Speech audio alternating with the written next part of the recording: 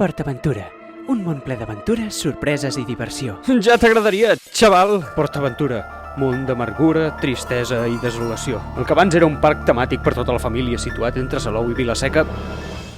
Bé, encara ho és, però ha canviat. O pitjor, hi ha una figura misteriosa que s'ha estat desfent dels icones del parc davant dels nostres nassos i no ens n'hem adonat. El tifón, el fumanxú, el tronco de pacal i fins i tot els conills de la muralla xina. Ni rastre. Però més important de tots, Sea Odyssey. Un moment, direu. Jo hi vaig estar la setmana passada amb la meva dona i el seu nòvio i ens ho vam passar la mar de bé. Al qual jo responc, no us deixeu enganyar. Allò no és Sea Odyssey. Sea Odyssey és mort. Algú el va matar i jo descobriré qui ha sigut. La llista de desapareguts no pot continuar. És la meva obligació arribar al fons d'aquest cas i saber qui va matar Sea Odyssey. O, per qui no ho sàpiga, què és Sea Odyssey? O més important encara, per què Sea Odyssey? Això és Sea Odyssey, un simulador 4D de 3 minuts i mig de durada, amb cadires mòbils i efectes d'aigua. No sona com res especial, però, curiosament, va ser un dels projectes més ambiciosos del seu temps. Crec que el més adequat és començar des del principi. No tant. 23 de juny de 1998. Universal Studios compra el 37% de les accions de PortAventura i passa a gestionar el parc, però Criteria, el braç inversor de la caixa, segueix sent el principal propietari. S'anuncia un projecte que durarà 15 anys i costarà 250 milions de pessetes. El projecte inclourà nous hotels, cinemes, comerços, instal·lacions esportives com un camp de golf. El parc passa a passar-se a Universal PortAventura amb la intenció d'afegir-lo a la seva família de parcs i s'introdueixen personatges com el Pájaro Loco, que passarà a ser-ne la mascota. Els canvis més importants, però, són la creació de dues noves atraccions, el Temple del Foc i el nostre objectiu d'avui, Sea Odyssey. Craig Hanna, director creatiu de Universal Studios, i un equip de guionistes de Hollywood col·laboradors de Spielberg van ser encarregats de crear l'argument de l'atracció. Es van inspirar en la pel·lícula The Abyss i la sèrie de televisió Sequest, amb dues obres sobre un submarí explorant les profunditats. Universal Creative va crear els esbossos de conceptes i My Design es va encarregar de dissenyar des dels decorats fins al vestuari. Els actors Xavier Canals i Montse Alcoberro viatgen a Orlando, Florida, per interpretar els papers dels personatges, el professor Julius Alga i la doctora Sara Medusa.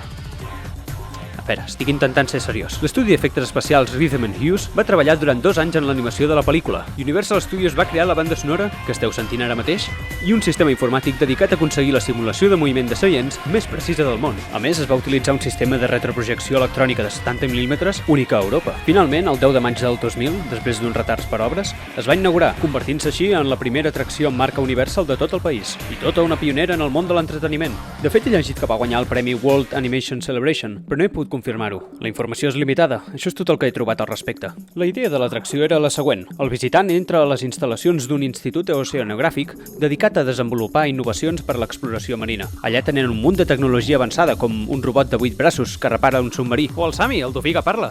Vull dir, he de dir alguna més? Es veu que en una de les seves missions, el Seafari 3 va desaparèixer i ens toca a nosaltres, uns desconeguts, pilotar el vehicle de rescat que el recuperarà. A veure, l'argument no era l'hòstia, però el verdaderament important era l'ambientació. Els túnels de cua estaven plens de detalls, com les pantalles d'informació irrellevants sobre les expedicions. El vídeo amb instruccions de seguretat, que és el més graciós que he vist en la meva vida. Un escàner de mà que no feia absolutament res, però senties el puto amo quan feia el... Tot estava enfocat a simular com seria l'experiència d'estar en aquelles instal·lacions, i la teva imaginació feia la resta. En cap moment es trencava la immersió, si sou capaços d'entendre aquest nivell d'humor. Però ara, si vas a la mateixa cova, passes pels mateixos passadissos i entres al mateix submarí, et trobes en un jeep en un safari de dinosaures. Perd una mica la màgia, no? Què va passar? Jo us explicaré què va passar. El 2004, Universal entra en crisis i ven totes les seves accions a Criteria, però aquests podran seguir explotant la marca en mascotes i merchandising durant 10 anys a canvi de 1,5% dels beneficis del parc. El 2008, Criteria adquireix pràcticament totes les accions, però l'any següent li cedeix el 50% i la gestió del parc a Invest Industrial. Va ser en aquella temporada 2009 quan va arribar la tragèdia. L'acció tanca per manteniment. Es treuen els ruixadors d'aire i aigua de la sala de projecció, però els canvis més dràstics ocorren darrere la pantalla. L'atracció reobre el 26 de març de 2010, ara amb el nom Sea Odyssey 4D, i la pel·lícula original ha desaparegut. Es projecten fins a 8 pel·lícules diferents al llarg de les temporades, però ni rastre de l'original. De fet, la majoria d'elles ni tan sols són de tema aquàtic.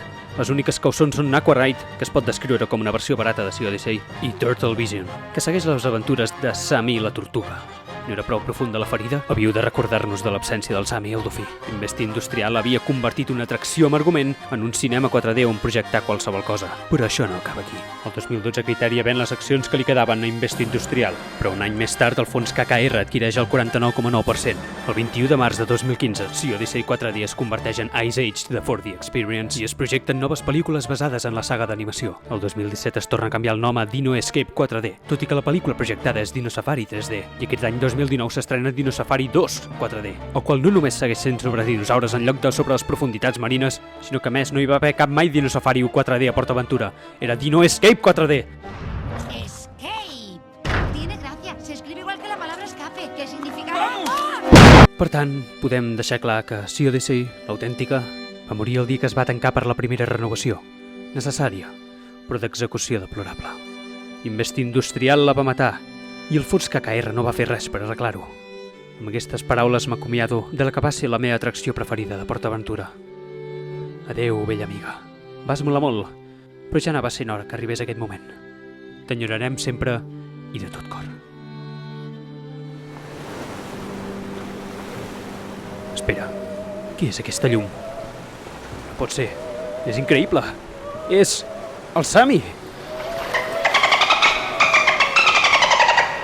Però no està aquí. Està a Japó? Quina sorpresa, eh? Resulta que al resort Wakayama Marina City a Japó hi ha un parc temàtic, Porto Europa, on s'hi poden visitar àrees inspirades en Itàlia, Espanya i França. En aquesta última hi ha un cinema 4D anomenat Safari, on s'hi va projectar la mateixa pel·lícula per primera vegada, atents, el juliol de 1994, 6 anys abans que PortAventura. Efectivament, Sea Odyssey no és l'original. Pel que he llegit, l'ambientació dels passadissos també és molt similar, que l'únic canvi important és que es va crear la banda sonora PortAventura. Però tot i això, Universal va fer 2 atraccions amb la mateixa pel·lícula. És per això que la veu del Sami està doblada. Y mira, ahí está Sam. La versió original és en anglès per tal que es pogués distribuir arreu del món. És per això que un equip tan prestigiós va treballar a PortAventura. La meitat de la feina ja estava feta. L'atracció es va crear després de l'èxit de la pel·lícula. Això significa que ho podrien fer a qualsevol lloc i que, per tant, no és especial. Però això no vol dir que Sea Odyssey sigui un simulador de fira. Com he dit abans, l'important de l'atracció era l'ambientació, no la pel·lícula. Un cinema qualsevol no té una entrada en forma de cova amb cascades als costats. Un cinema qualsevol no té una passarel·la metàl·lica per sobre de l'aigua que et fa agafar el mòbil més fort que mai. Un cinema qualsevol no et fa creure que estàs entrant al món de la pel·lícula abans de veure-la. Sea Odyssey no és un cinema qualsevol i tampoc no es mereix que el tractin com a tal. Va ser creat per projectar una sola pel·lícula i això és exactament el que no farà perquè seria avorrit. Ara, en sèrio, potser això va ser una mala idea des del principi. Safari, la pel·lícula, és un vídeo de 3 minuts i mig. Li pots posar moviment a les cadires o convertir-lo en 3D, però segueixen sent els mateixos 3 minuts i mig. Es va crear un espai on poder-lo gaudir durant 10 anys, i la gent hi seguia anant. Sabeu què us dic? A mi no em sembla tan estrany tenint en compte un factor. Totes les atraccions tenen el mateix problema. Les muntanyes russes i les cadires giratòries també són sempre la mateixa experiència. La diferència és que un simulador té una solució fàcil, projectar-hi una altra cosa. Tenint aquesta opció, per què no fer-ho? Deixa'm il·lustrar per què no em sembla del tot correcte. Imagina si canviessin el Dragon Khan perquè no fes cap volta sobre si mateix, o el Shambhala perquè no vagi tan amunt, o el Furious Baco perquè no acceleri tan ràpidament. L'essència d'aquestes atraccions és única. Si es volgués canviar la pel·lícula del Sea Odyssey, caldria enderrocar-lo i preparar-lo per una de nova. Sembla una mica extrem. Voleu saber quina és la meva proposta? Sea Odyssey 2. Boom.